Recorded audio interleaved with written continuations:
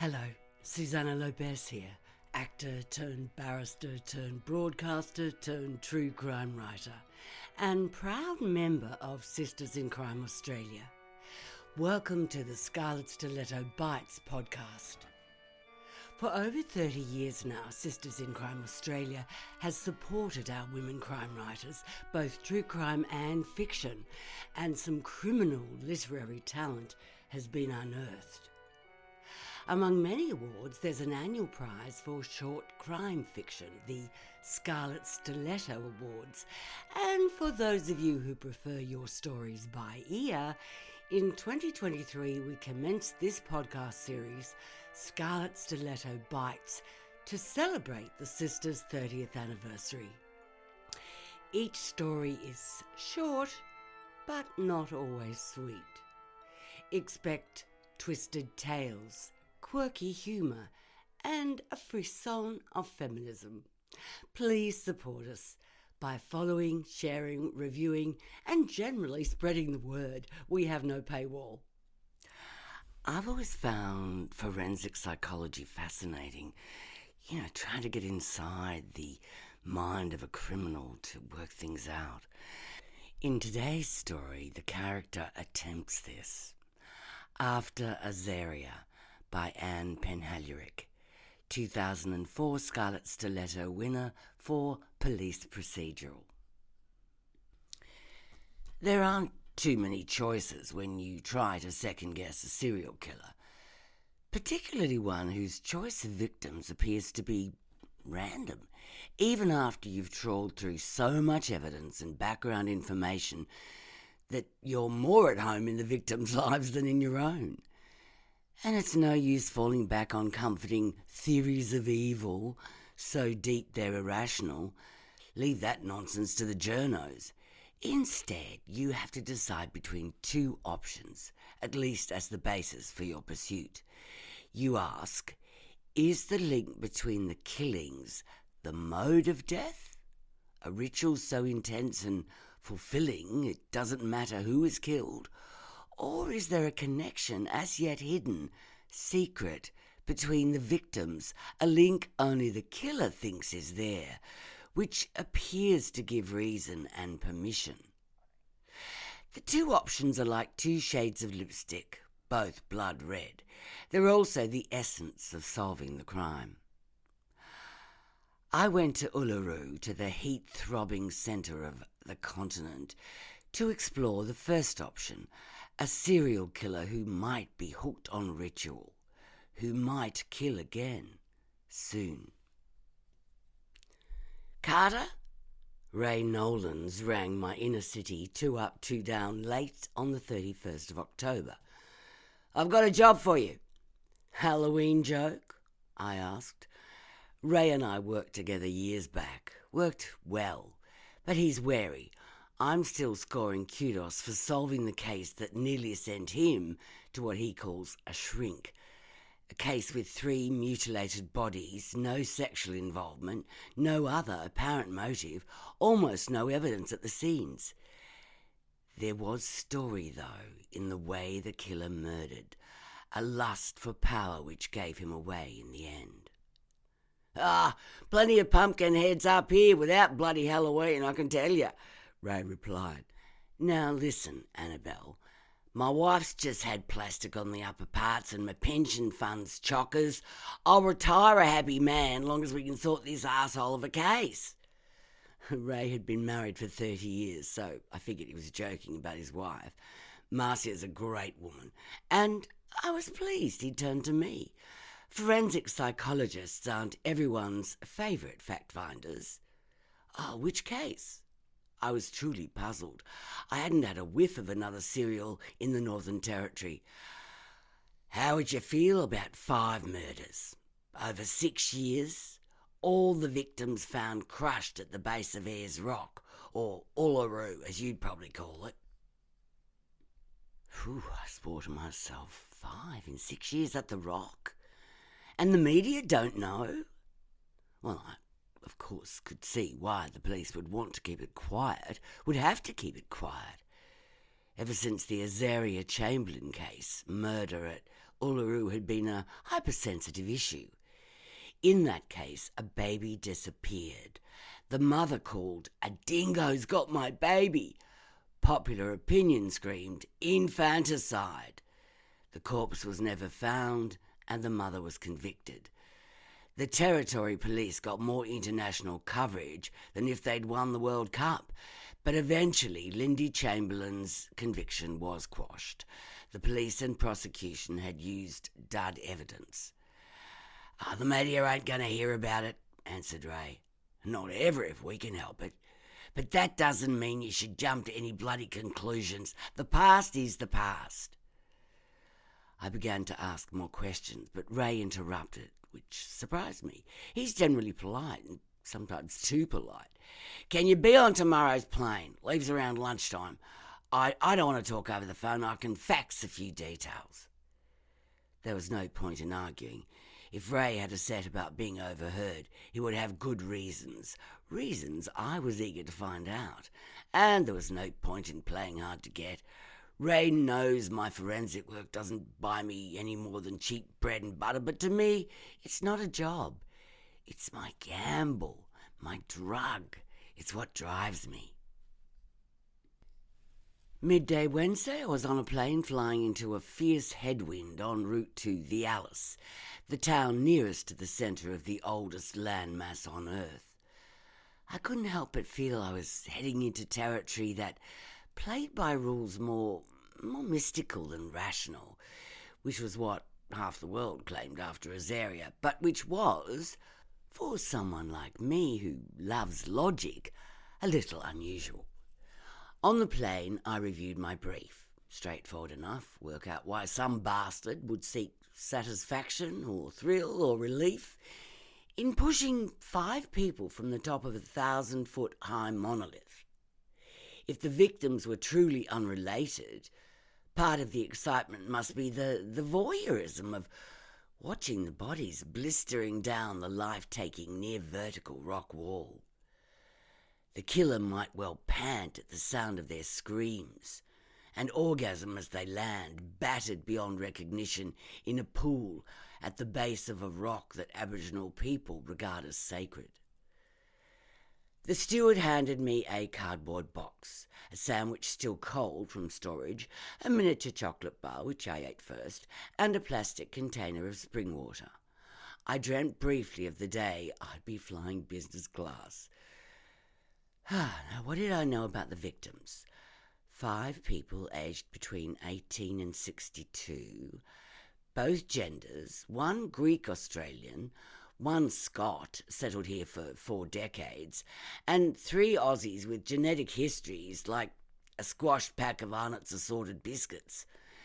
No Indigenous Australians, no children or babies, a variety of jobs, victims from different states whose only conjunction under the stars was their apparently unexpected, inexplicable, and terribly painful death. The temperature on the tarmac at Alice was beyond my comprehension. The last time I'd been here it was winter, and that was hot enough. I'm small, and I like to think strong. A decade of lifting weights, long runs, longer uphill hikes in the harsh terrain of the Blue Mountains, nights, and the odd precious morning of lust, nothing had made me sweat like this. What my mother calls perspiration, if she ever mentions it, spurts from me like water being pumped from the Great Artesian Basin. I collected the hire car, 4-wheel drive, high clearance, big engine, chips out of the windscreen, a certain gritty reality to it, and I felt Ray beside me as I zapped open the doors. "Good to see ya," he said, looking like he meant it. He climbed into the passenger seat, grinning at my raised eyebrows. "Constable dropped me out here. Thought we should have a yarn before you meet Heinrich." Michael Heinrich is now the detective in charge of the investigation. He was brought in from Darwin when it was finally realised that 4 accidental deaths on or around the same date, the summer solstice, 4 years running, all bodies found at the same sacred waterhole, were getting beyond chance. None of the deaths was witnessed, then nothing the following year, and now one more, same place, same MO, but out of sync time-wise. This one was in August. In fact, on the date, Azaria had disappeared. Heinrich's original report had been tough on the Alps police, but he'd done a little better himself, so he had a few chips on the shoulder to fry. So Heinrich's theory held no water? Couldn't you find an indigenous person angry enough at the invasion of their sacred land to kill? I asked as we hit the highway.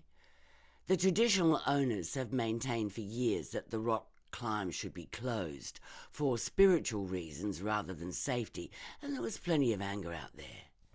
Oh, come on, you know as well as I do that Aborigines have always been too bloody kind to their invaders, and most of them would wrestle with Arnie Schwarzenegger than take on the spirits at Uluru. Anyway, nothing holds water around here, mate.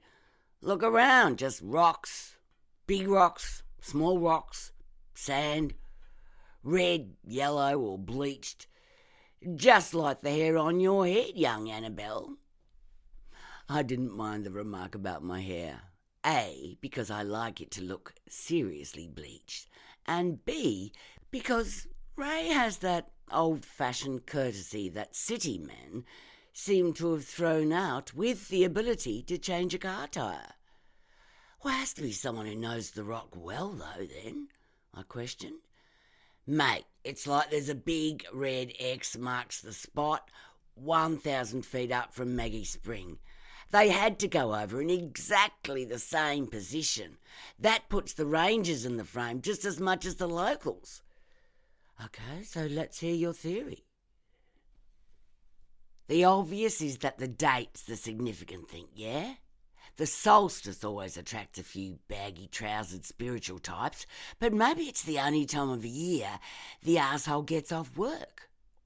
Yeah, which might give us a hint of what he does for a job, a workplace that closes the week before Christmas. I liked the direction Ray was going. A midsummer sacrifice seemed far too simplistic. A road train settled itself on my back bumper bar, making the big car suddenly feel fragile. Ray checked the left side mirror. "Idiot," he remarked before returning to his topic. "So I've done a bit of sifting. You know that one consortium owns most of the hotel beds in the territory? Well, they're not too willing to give over info, but Marcia works with a girl who's got a bit of influence. Got hold of a list of guests who've been here more than once. Another list of workers who've been around for a few years." Heinrich hadn't checked this? Cursory. He's still convinced it's someone local. Was there any way they could have been murdered and carried up the rock? You'll see the pathology reports when we get in. We're not sure with two of them what bloody killed them. The bodies were so smashed, those clever dicks can't be sure whether the jugular was cut by a blunt knife or a sharp stone on the way down. The road train, 4 petrol tankers swaying and shimmering in the heat, was clinging to our rear like it might swallow us up at any moment. It was beginning to make me queasy. "This the usual way of welcoming visitors around here?" I asked, nodding my head at the rear-view mirror. "Nah," Ray responded slowly. "Just curious. Maybe I'll ring through though, check the plates." We were entering Alice now, the slow sweep of colorbond-clad suburbs. Not many wooden buildings around here. I let Ray make the call and wondered why he was bothering. He'd left basic copper duties behind 20 years back, and there didn't seem any other reason to worry about a bad driver. Was all he said when he'd got the reply, scribbled something in his notebook. "Anything else I should know?" "Yeah, you thought I was hard to work with. Well, Heinrich looks like he comes out of some women's magazine, but it's all surface. He'll hone in on you for sure, being an attractive young woman, so watch him and watch your back." The next 2 days I spent closeted in the air-conditioned police building. 3 of the bodies had been exhumed and re-autopsied when the stab wound on the 4th was noticed. Pics were pretty vile. I was glad I hadn't sat through the autopsies. Interviews with the poor buggers who'd found the bodies weren't very revealing. No forensics to speak of, either top or bottom of the rock. Literally impossible to inspect the sheer 400 metres of the fall. On the 3rd morning I searched for a coffee shop. I only drink 1 cup a day and I like that to be stronger than the French Foreign Legion on full pay. The tourist trade in Alice is huge, so there's a surfeit of cafes. I chose one with haphazard decor and a pile of newspapers. The smell of it proclaimed coffee, which was strong and unburnt. I picked up a Northern Territory News. The national and southern papers arrive on the first plane in at lunchtime, and I found myself an outside seat. There's always a chance of overhearing something useful. As I stirred sugar into the coffee, a shadow dropped the temperature about 10 degrees. "Good morning," Michael Heinrich said, seating himself without asking. I paused. I'm not a great morning person, and I hadn't taken to Heinrich. On the other hand, my job is get inside the head of a killer, and I needed to access all of the evidence, possible leads the police can supply. "Michael, what are you doing here?" I kept my voice polite. "Looking for you." Ray's right. Heinrich's a good-looking bastard. Tanned, muscular, his hair cut smart enough to be Lygon Street or Paddington, so the "looking for you" line is destined to work on most women, and some men. "Is there more information I should have before I go down to Uluru?" I was keeping it professional. He opened his backpack. He's plainclothes and adopts a sort of upmarket park ranger look. "I thought you might appreciate these." I whistled. Photos of the victims, as near as possible to the date of death and years before, moments from their lives, personality shots. I looked at Heinrich, hoping he'd think the narrowing of my eyes was due to the searing heat. Not many police would have realised how useful these photos might be. "Thanks. But I thought you were convinced this was a ritual. The targets themselves weren't important." Heinrich went slightly red under the tan. Or did he? Was he just a good actor? "Listening to you and Ray yesterday made me rethink that theory," he said. "The repetitive use of such an extravagant place, the precise sighting of the bodies in the waterhole, which is supposed to be like a well of life, and the solstice timing do seem to indicate a need on the killer's part to have these aspects complete in his own schema. On the other hand, perhaps Ray's right and it's all a little too obvious." "So, you did psych at uni?" This time the blush seemed real. "Did I sound pompous?" "No, it was the word schema. Jargon for people putting things together in their heads according to their particular experience and set of values. Not conscious necessarily." "Oh, a good way of explaining it. You're quick with words." Was this a discreet put-down?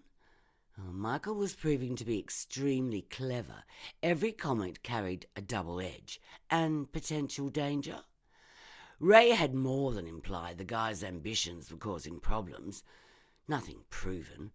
Rumours that, on occasion, case notes seemed incomplete. Evidence perhaps stayed in his drawer. Like the photos, which I decided to take, putting my worries on hold. I appreciate the info. I've got to go now. It's 3 hours to the Rock. Or maybe more. Look, Annabelle, why don't you wait until tomorrow? We could go through the photographs together and I can fill you in on some of the more personal background of the victims. And maybe we could have dinner." He sounded almost nervous. My cup clattered as I put it down. Oh, thanks all the same. I'll be away for a couple of days, perhaps when I get back. For some reason, I thought it best not to tell him that I had a meeting with an Aboriginal elder. Uluru, home of the rainbow serpent, scene of battles at the beginning of time, now the most visited rock in the whole bloody world. 500,000 people or more a year, each of whom could be the killer. And that's without the traditional people near the rock. Then there are the thousands of travellers and tired souls who staff the resorts, and all of the others in the communities and townships stretching way back to the Alice, which has the only nearest decent shopping centre 400 k's up the road. I was within 50 k's by lunchtime, the Land Cruiser and I having already developed a close relationship, although even with the V8 engine it had taken an hour to shake off the road train that had tailed me out of Alice. Well, now I was relaxed, and it was hard to keep my eyes on the road. I passed Mount Connor, and the top of the rock itself reared through the passenger window and then just as dramatically disappeared. Tantalising. I decided to go straight onto the viewing place I knew from last time I was in the territory. Behind me was another Land Cruiser. In sight since the turn-off from the Lassiter Highway. Perhaps my speed explained why it hadn't overtaken me. I put on my left indicator as if I were going into the resort town of Yulara. The cruiser slowed. I stepped on the gas, pushing myself past the speed limit with style. 30 seconds later, the cruiser was back. Shit. I pulled into the parking bay as near to the last minute as I could, not indicating. Behind me, the brakes squealed. The cruiser hesitated and drove past. Trouble was, there's basically only one road out here, so it wasn't going to be hard to find me.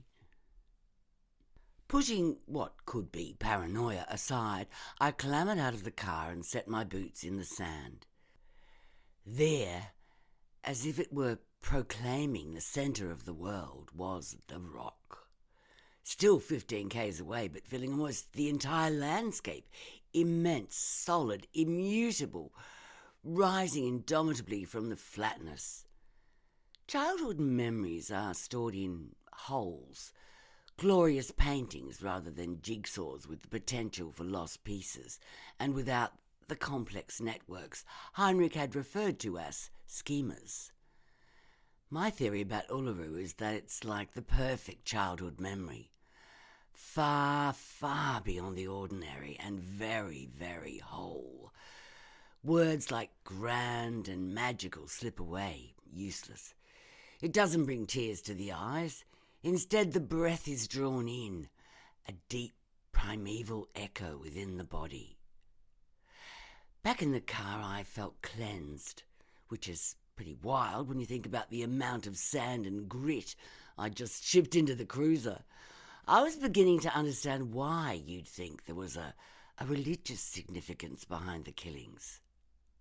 I drove on, paid my park entry fees, forgot the receipt for my tax, thought about going to the murder site before my meeting, but decided on having my mind uncluttered. I don't go all misty-eyed about Indigenous culture, well, or any culture, come to that, like some of my friends do, but I'm very aware that the traditional owners will see the place and the events with a whole different mindset to mine. Heinrich's schemas again. Dorothy had asked to meet me at the cultural centre about 2 k's from Uluru itself. The centre attempts to be discreet, but it's a group of big tourist shops and cafes, really. Still, inside it was comparatively cool, and the flies were occasional rather than smothering. While I waited, I was early, I did a bit of people-watching. Would our killer sit here like this, eyeing off a likely candidate? Did he, well, the likelihood of it being a woman was slimmer than a Vogue model. Did he follow his target, get to know them in a peculiar way beforehand?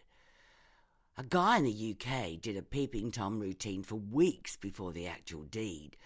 Said in his confession that killing was the ultimate intimacy, so it was essential he was close to the victim. Charming. Dorothy strolled in just as I was feeling eyes on the back of my neck. Maybe I'd been sitting too long, staring too obviously. "Green, good colour," she said in greeting, referring to the shirt I'd worn so she could recognise me. "My sister, she green." I offered a cup of tea. Colour needs to be noted for its individual and cultural significance, not just its aesthetic, I thought as I brought the pot back to our table.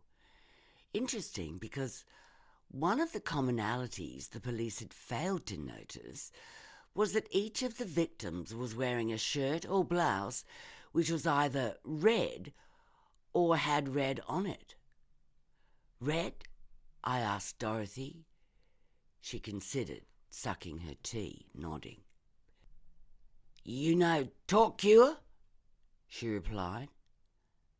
"Psychoanalysis? Yep, him that one. Think red. Keep saying things. Follow path in head." Shit, I thought. Am I just a prejudiced gub, or is it indeed weird to have a 70-year-old Anangu woman telling me, a white psychologist, to use the method of word association from Freud's talking cure? The interview continued like this. My questions felt inept, but Dorothy treated each one with respect. She had soft eyes and a sharp wit, spent the past 30 years trying to get education for her people, and had a daughter who was a health worker and liked to attend conferences on Indigenous mental health. Some woman, this one.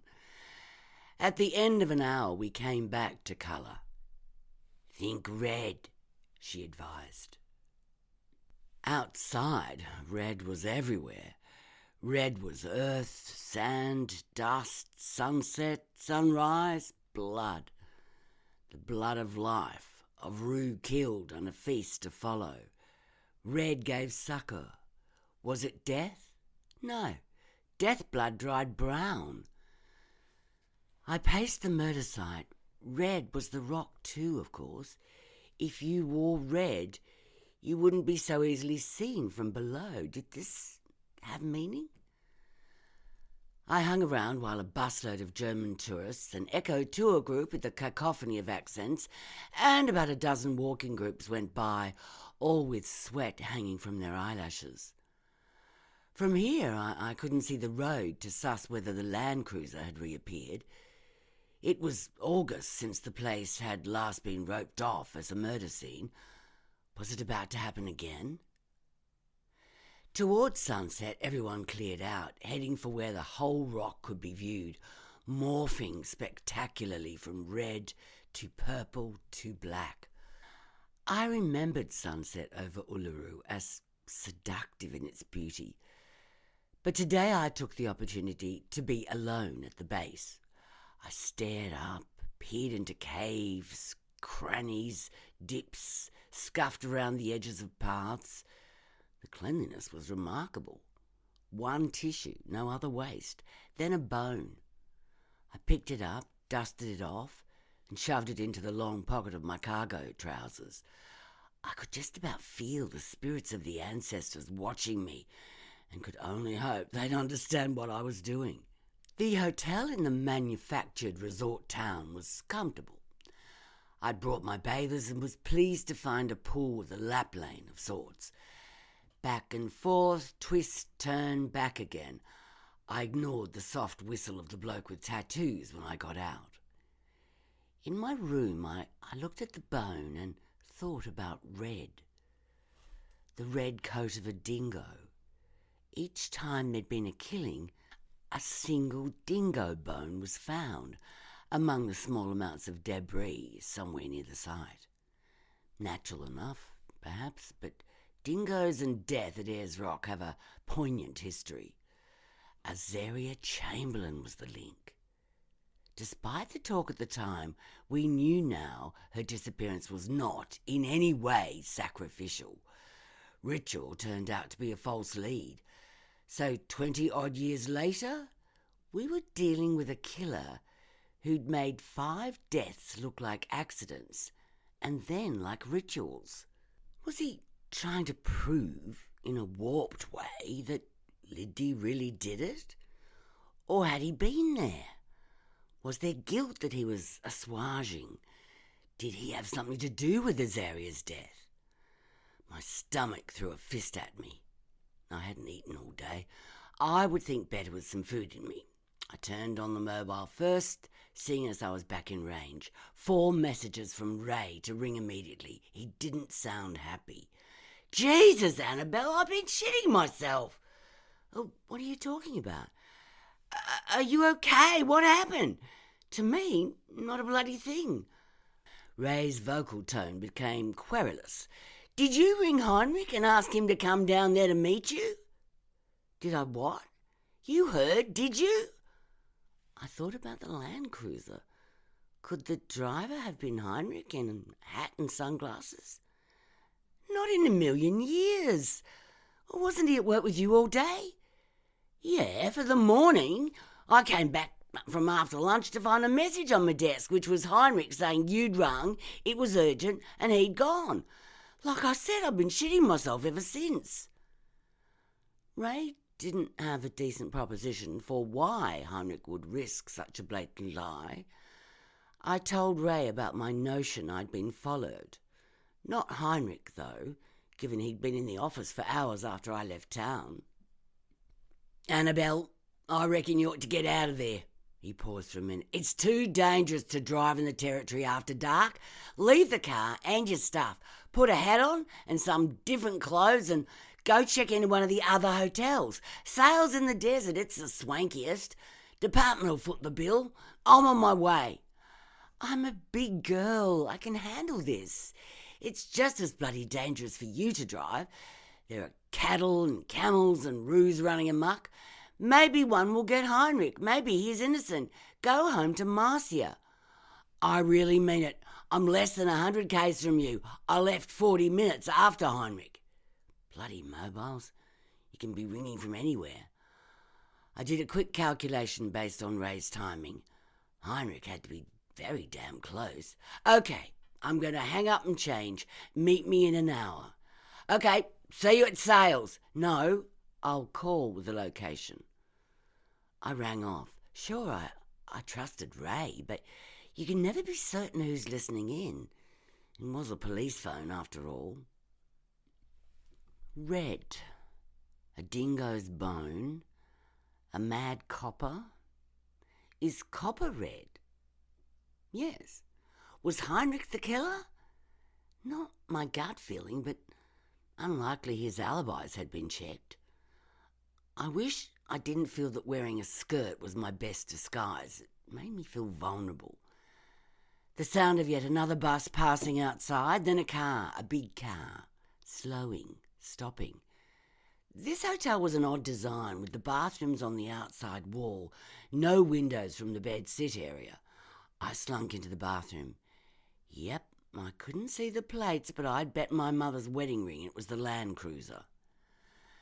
The lined curtain was partly pulled. I crammed myself against it. The man in the cruiser was lit by a street light. He was surveying the rooms, his movements suggesting calm, loads of self-control, the sort of control you'd need if you were going to follow a fellow being up a climb nearly as steep as Everest, then thrust a knife in their neck and shove them over the edge without being noticed. The killer's outside my window, I said when Ray answered my call. I'm still not sure it isn't Heinrich. Same kind of body, tall, looks lithe. Expletives hissed down the phone, and advice. I was just about hyperventilating, but I was going to get through this. There were people everywhere if I got outside and at the same time kept out of the bastard's way, I'd survive. But I wouldn't say unscathed. He was still sitting, watching. Listen, I whispered. The link is the Chamberlain case. Do you have a list of the people who camped near Azaria's tent that night? Ray knew me better than to argue about distractions. Well, there's some sort of list, incomplete match. couple of families close by had a bit to say. He couldn't help himself. What the fuck are you asking me this for now?